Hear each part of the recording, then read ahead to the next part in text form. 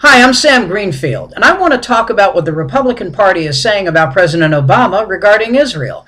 They're saying he's an enemy of Israel. Rick Perry, who had to be shown where Israel is on a map last week, is condemning President Obama because he wants Palestine to be admitted into the UN. Let me explain something.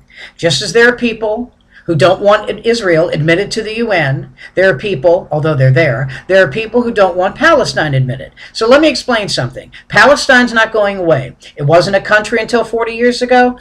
That's fine. It's a country now. There are people living there. It has borders. It has people in charge. It has a parliament. It's never going away. And if you're doing this to garner Jewish votes, let me say this to my Jewish friends. You're idiots. The people who are doing this believe in end of days. Do you understand that? They believe that if all the Jews get together in Israel and they don't accept Christ as their personal Lord and Savior, they're going to perish.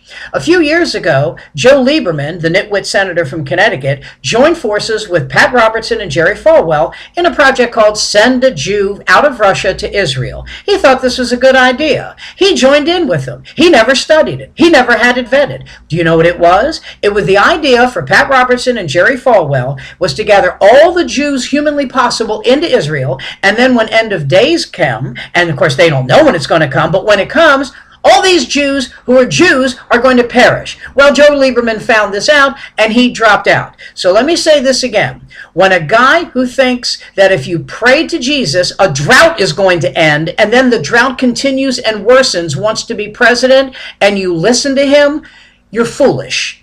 There is one president in my lifetime, in my entire lifetime, who made a speech in an Arab country pledging undying support for the state of Israel. That president is Barack Obama. Think about it. I'm Sam.